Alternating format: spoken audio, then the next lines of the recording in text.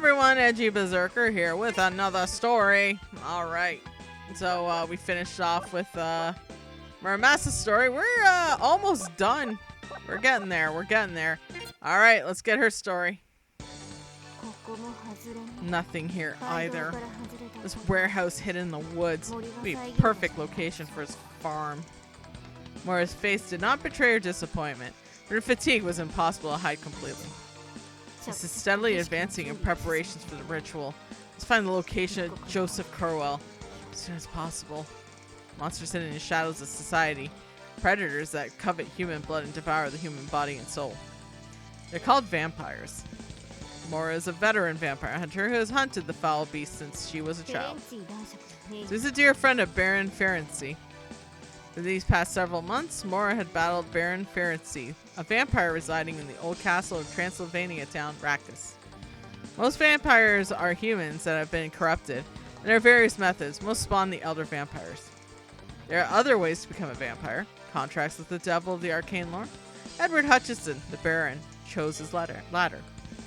After destroying the vampire with a stake through the heart, Mora searched the castle. She discovered letters that caused her concern. The latest postmark was very recent, but the correspondence seems to go back to the 18th century. Dates were to be believed. The name of the addressee was Joseph Curwell. Many of the letters were encrypted and written in code. These took a full week to decipher. I've heard the name of Julian Carswell, a necromancer of London as well. To think that he was originally a sorcerer from this country. She was able to ascertain the following. Edward Hutchinson and Joseph Curwell studied magic in a certain town of colonial America during the 17th century. The town's name is Salem. It was located in Massachusetts and was eventually swallowed up by Arkham City. It's the location of the notorious witch trials of 1692. The name has been tarnished.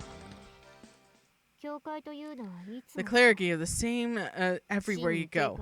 They may be stamping out the bud of evil, but they're content on trampling innocence.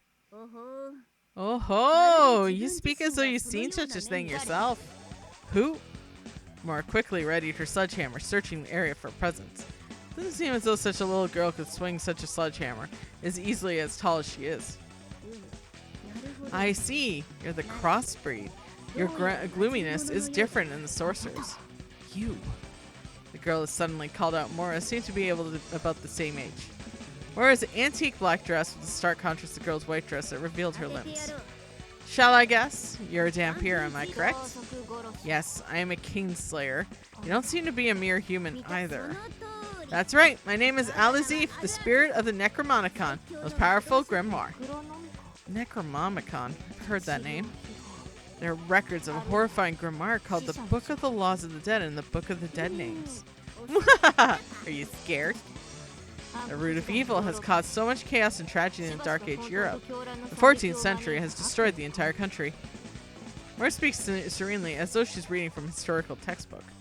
Alizif, who has been listening proudly until now, began protesting against Mora's sudden denunciation. Wait, that does not concern me. It had to have been a poor copy or counterfeit that caused it. Prepare to die, Necronomicon. Don't waste your breath.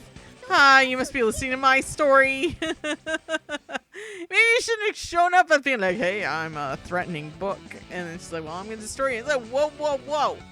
Whoa. Girl.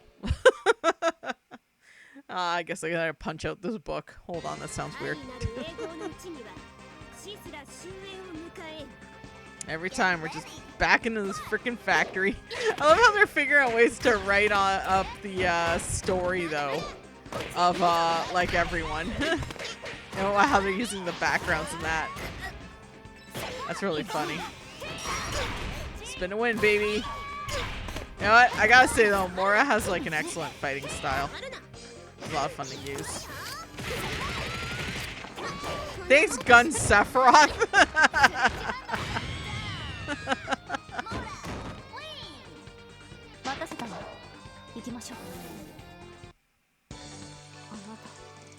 In the middle of a fight, I cannot feel a thirst for blood in you. Why? I told you I didn't want to fight. Is that so? I do not recall. In any case, you're not my enemy. What's wrong with you? Do you always attack first without listening to what others have to say? The enemy I'm chasing seems to have influence over the people of this town. I have no time to judge friend or foe. Oh, now I'm all dirty because of you. Anyways, let's go somewhere else. I'll have to tell you what I know. Yes, let's exchange information. My name's Mora, and as you say, as vampire hunter, I'm Al-Azif. I'll ask you to pay for my dry cleaning. The two return to town in Mora's car. Here? This is my miserable little shack. This room is too small to sleep comfortably, but I see it's been soundproof, so I don't want anyone here, so they'll do. Oh, so the grimoire sleep. That's the first I've heard of it. Okay, so how much have you heard so far? Joseph Curwell, the sorcerer, disappeared from Salem. They were probably marked by the church, but the necromancers in Salem made the first move and disappeared. Afterwards, Hutchison lurked in Transylvania and learned that many vampire legend, eventually turning himself into Baron Ferency. And the Curwell continued his studies in Providence, America, until raising suspicion and fleeing overseas. Later, he hid his identity through various names and social positions, traveling through Europe and contacting an old friend. Huh. Sorcerers are rigorous letter writers and record keepers. That's how I was able to follow their trace. So, kind of people are exhibitionists. They're not satisfied for uncovering and learning ancient lore. More or less, they can't help but practice their knowledge and end up revealing themselves at some point. It certainly seems as though the Curwell guy is such a man. He became well known in Providence. And he just went too far. Happens a lot. But this Curwell fellow, he's not a vampire, is he? The monsters that are called vampires just don't drink blood from the living. There are vampires that sustain their existence by draining human vitality and spirit. Mind flayers, you say? Indeed, they consume human life and prolong their own. I suppose you could call them vampires. Most of them are empty shells of sorcerers or necromancers. They're a parasite on human society. Yes, parasite. They place their soul into an artifact, vessel, or familiar, and use human bodies like disposable vehicles.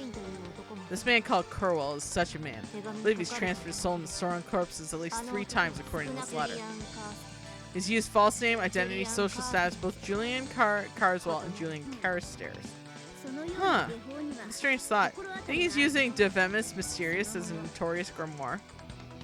De Vermis Mysterious, a grimoire written by Ludwig Print, a sorcerer from the 16th century who was burned at the stake. The Forbidden Tome contains heretical formulas of gods worshipped in ancient Egypt and the gods of worms and decay admired by King Solomon.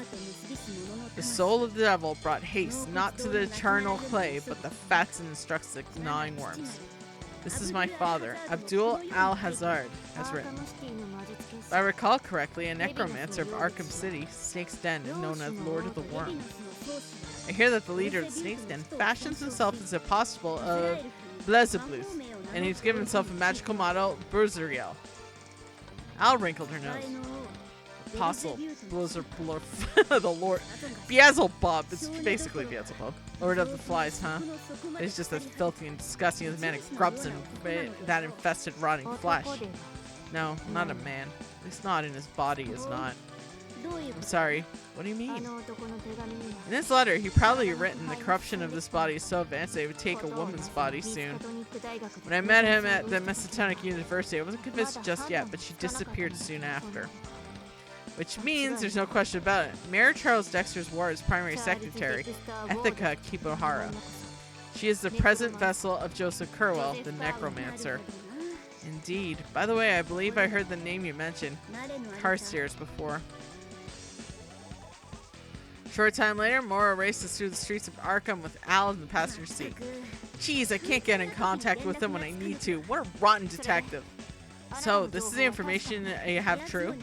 Well, aside from his personality, his information gathering ability is top notch. Julian Carstairs, the antiquarian, secretly owns a secret villa. It doesn't appear on real estate registrar. It's written in his file. Then, what is he after? Joseph Carwell's purpose is twofold. First, take the body of Mayor Ward, his descendant, as his new vessel. Second, summon the Silver Key, the artifact that will open the gate to the outer world and call forth the god in his body. Oh, it's even more hackneyed than I thought. These black magicians are totally useless. We're here, according to the map. This is a mansion. Ooh, it's quite a suspicious, spacious mansion. Don't you think? And look, It looks like someone got here before us and tore up the place. Dun dun dun! Episode 6 unlocked. It's an unknown. Ooh. Alright, that's no problem though. That's no problem. Either way though, everyone, this is Edgy Berserker signing off on Nitro Blasters. So hold on, Nitro Blasters Heroines Infinite Duel. There, if I backed it up, I would know, and it was easier that way. Oh god, I just hit buttons again. I keep dropping things.